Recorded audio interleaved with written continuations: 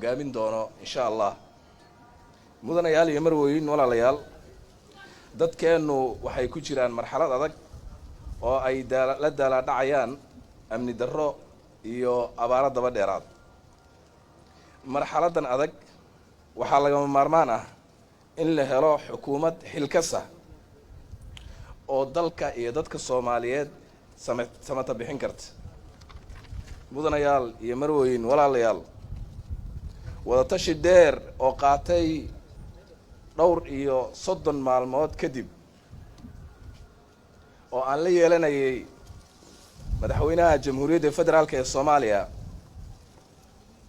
guddoonka labada aqal ee baarlamaanka xubnaha labada aqal ee baarlamaanka iyo dhammaan qaybaha kala duwan ee bulshada Soomaaliyeed waxaan ku faraxsanahay in aan soo bandhigo wiilal iyo gabdho Soomaaliyeed oo aan u soo xushay kuna soo xushay aqoontooda khibradooda kartidooda iyo hufnaantooda kuwaas oo aan rajaynayo in ay ka jawaabi doonaan baahida marxaladda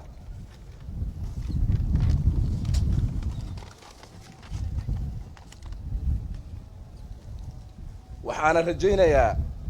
in ay ku guuleysan doonaan in ay Soomaaliya cusub ay dhaba cusub u jeexaan ayagoo aan aaminsanahay in ay hirgelin doonaan barnaamijka weyn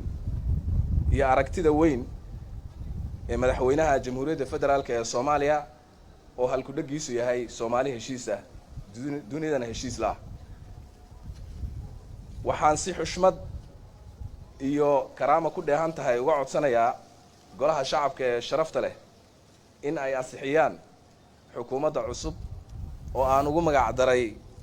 xukuumadda dan qaran iyo barnaamijkeeda oo aan si degdeg ah u horkeeni doono ugu dambeyn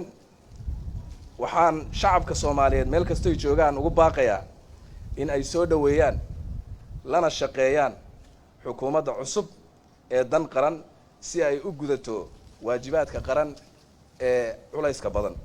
aad iyo aad u mahadsantihiin wassalaamu calaykum waraxmatullah intaas kadib waxaa insha Allah bayaanka magacaabida inoo akhrin doona afhayeenka xukuumadda mudane Farxaan